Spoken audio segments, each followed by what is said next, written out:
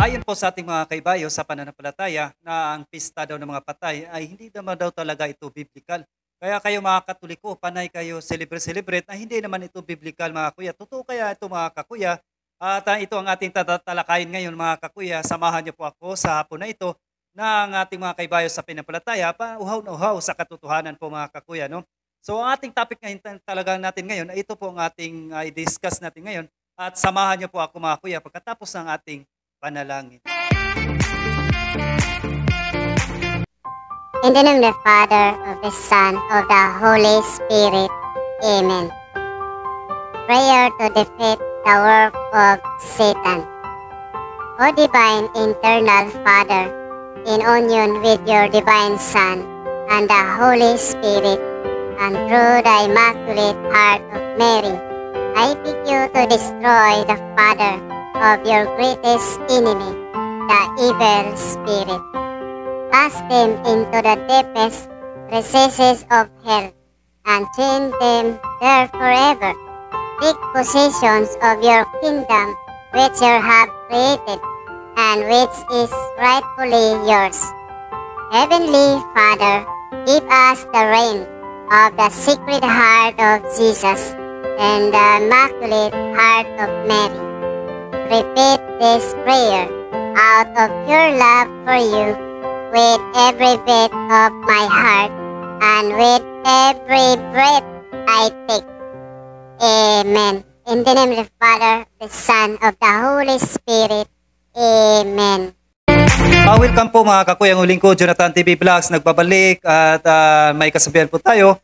My people are destroyed for lack of knowledge mga kuya. Kaya mabasa natin yan sa Oseas 4:6 mga kakuya. So talagang mga kakuya, talaga mag-ingat at mag-aaral po tayo mga kakuya sa ating tunay na aral na tunay pananampalataya. Di bali tayo madinggoy sa ibang mga bagay, wag lang talaga po sa ating tunay na pananampalataya. Kasi kapag nadinggoy po tayo sa ibang mga bagay, okay lang po mga kakuya yan. Sapagkat madinggoy pa rin tayo sa tunay na aral nating tunay na aral ng ating Panginoong Hesukristo. Yun po ang delikado mga kuya. Kasi po ang pinag-usapan natin dito mga kuya ay spiritual warfare po ito. No? So therefore, talakayin natin ngayon, ang ating topic natin ngayon ay may mababasa ba? Biblical ba? Or saan ba kinuha ng mga Kristiyano ang pistang patay? Bakit nagpipista tayo, nag-celebrate tayo ng kapistahan mga kakuya? No? So dito, umpisahan po natin dito, mababasa po tayo dito sa 1 Corinto 5:8. Ito ang ating mababasa. Kaya nga, ipangilin natin ang pista, hindi sa lumang libadura, ni sa libadura man ng masamang akala at ng kasamaan, kundi sa tinapay na walang libadura, ng pagtatapat at ng katotohanan.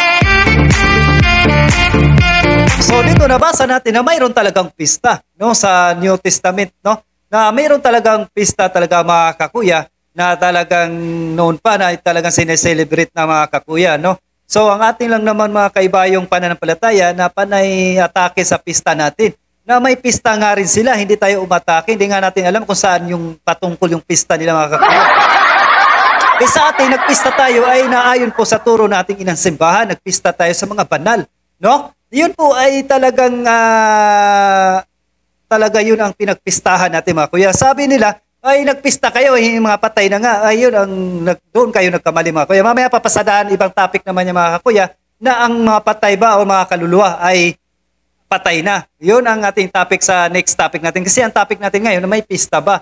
O saan kinuha ng mga Kristiyano ang mga ang pistang patay or All Saints Day mga kakuya, no? So ulitin ko, nababasa natin sa 1 Corinto 5:8, no, na may pista biblical talaga ang nating nababasa. So dako naman tayo dito sa Isaias 56 verse 5. Itong ating mababasa. Sila'y bibigyan ko sa aking bahay o sa ano dito templo, no, sa ibang salin templo, sa aking bahay at sa loob ng aking mga kuta ng alaala at pangalan. No, bababasa natin alaala at pangalan na maigi kaysa mga anak na lalaki at sa babae. Aking bibigyan sila ng walang hanggang pangalan na hindi mapaparam. So therefore, dito talaga ang mga bibigyan daw ng Diyos ng pag-alala o pangalan, no? At ito ay sa madaling salita ay bibigyan ng parangal, no? At bibigyan ng sila ay bibigyan ng alaala at pangalan, no? So therefore, dito po ay mga santo. Ito po 'yun ang inaalala natin mga saints natin na nagbigay ng kanilang buhay sa tunay na pananampalataya bilang Kristiyano, mga kuya. Kaya inaalaala natin. So nabasa natin dito sa Isaiah 56 verse 5. Sino tayo para hindi natin alahanin sila? Sila yung tularan natin na namuhay na kay Kristo, mga kakuya. Kaya nga ang sinusunod natin ay yung mga santo, tularan natin sila. So kaya inaalaala natin at bibigyan parangal, no? Kumbaga bibigyan parangal ang ating mga santo o saints, no? Kaya nga ang kakalungkot lang ang mga atake ng ating mga kaibahan sa pananampalataya sapagkat wala naman silang santo. No? Kahit ang founder nila, hindi nila kinikilala ng santo. Bakit? Kasi nga wala silang authority, hindi sila pwede mag-celebrate na mga ganito sapagkat tayo lang man sila ng tao, mga kakuya, no? Founder ang kanilang tao lang, no? Hindi si Kristo ang kanilang founder. Kaya nga tayo ay nararapat lang na mag-celebrate talaga tayo ng mga banal, araw ng mga banal, All Saints Day. Ito ay sa November 1 ay talagang mag-celebrate tayo ng All Saints Day. Malapit na, araw na lang ating bibilangin, mga kakuya, no? So, ito pa ay ang celebration ng mga All Saints Day ay kalugod-lugod ba ito sa Diyos?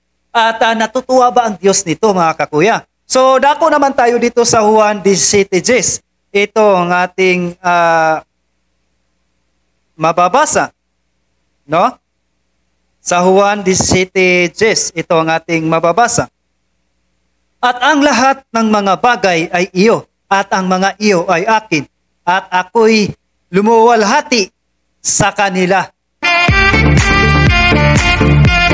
So therefore, dito pala kapag sinelebrate natin ang mga banal o All Saints Day, no, sa inang simbahan, kasi ang inang simbahan talaga declare banal or hindi yan sila. Kaya nga ang simbahan may authority talaga na mag-declare na sila ay mga banal, no? Inaral ng inang simbahan at dineclare yan, no? Kasi ang guiding Holy Spirit talaga ang Holy Church, founded by Jesus Christ, ang walang iba kundi ang Catholic Church, no? So nabasa natin dito sa Juan 17:10 na talaga kapag sinelebrate pala natin ang mga banal, no, niwalhati natin ang Diyos sa pamagitan nila, mga kuya. Sa nababasa natin dito, litra por litra talaga, mga kuya. Kaya mali talaga ang mga argumento ng ibang pananampalataya. Kaya nga kulang sila sa kalaman, hindi man lang sila nagtanong sa atin na bakit tayo nag-celebrate, may All Saints Day, All Souls Day.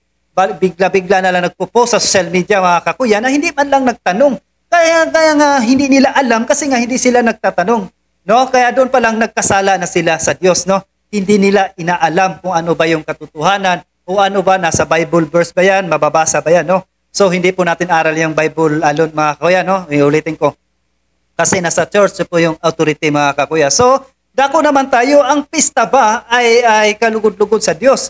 O yan ba ay inaatake ba yan ni Kristo noon pa sa mga Hudyo? So si Kristo ba ay nakipista? So babasa po tayo dito sa Juan 17:10. Itong ating mababasa, no? Sa Juan 17:10, ito ang ating mababasa. Hinahanap nga dito didapwat ng makahahon na ang kanyang mga kapatid sa pista. Saka naman siya umahon, hindi sa hayag kundi waring lihim. Hinahanap nga siya ng mga Hudyo sa pista at kanilang sinasabi saan naroon siya. So therefore talaga si Kristo noon ay nag-ipista din pala. So ang malungkot kasi dito, panay atake itong mga anti-Catholics ay sa pista pero walang tigil sa kakipipista.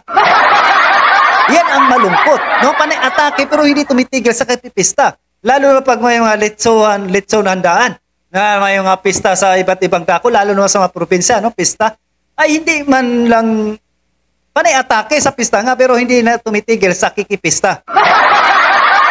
Yun ang malungkot. So ipag-pray natin, mga kakuya, no? Muli, At napatunayan natin talaga dito ay sa 1 Corinto 5:8, no? Ang pista sa New Testament ay talagang biblical po mga kakuya, no?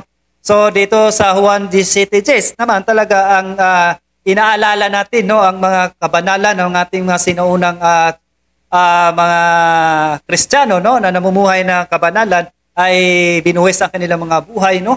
Na marami ang nagbuwis ng buhay sa ating pananampalataya bilang Kristiyano. Kaya nga sila ay tinuturing banal, ay dineclare nating simbahan na talagang i-celebrate natin. Yan ay pag-alaala sa kanilang kabutihan o kabanalan mga kuya, no?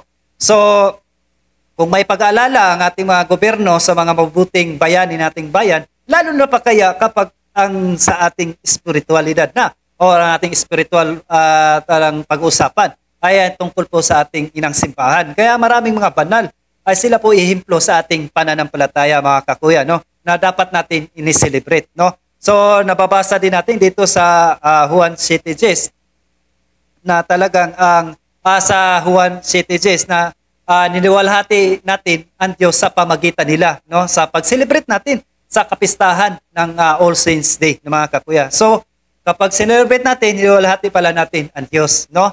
Kaya malinaw po yan na ating nabasa. So dako naman tayo dito sa Juan 7:11 na talagang si Kristo ay nakipista din sa mga Hudyo mga kakuya. So walang bawal mga kuya, biblical po ang tinabasa. Muli, ako pinubos na pasalamat sa walang sawa po ninyong suporta sa aking YouTube channel. Support po sa aking YouTube channel, Jonathan TV Vlogs, at sa aking second channel po, no, Jonathan TV Mix Vlogs po mga kakuya, no. Maraming salamat po, Father Sok Villegas po, Bishop Sok Villegas po, no, Father Sok, no, sa kanyang generosity, no, ang kanyang channel po kasi mga kakuya as inaalaw niya mga content creator katulad ko na pwede gamitin po sa ang purpose kasi nito mga kuya, hindi man talaga sa aking sarili, no, hindi sa aking sarili, hindi po ito pang payaman ko, hindi ito po ay napakalino po sa sinabi ni Father Sok doon is pagkapag daw kumita na sa paggamit ng kanyang content, no, siya kasing original content creator dito at ginamit rin na upload natin as sinuportahan po ng maraming tao,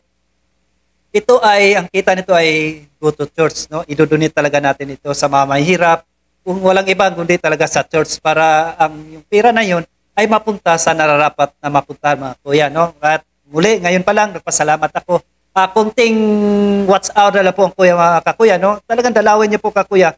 Kasi konting watch hour na lang ay manukuha na natin ang 4,000 watch hour po mga kakuya. Muli, maraming salamat po sa iyong pagka-generosity po, Bishop, Father Sok Villegas po mga kakuya. Ating pasalamatan, no?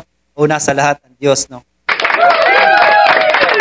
At muli naman, ay promote ko naman ang aking siyempre ang aking FB page, no?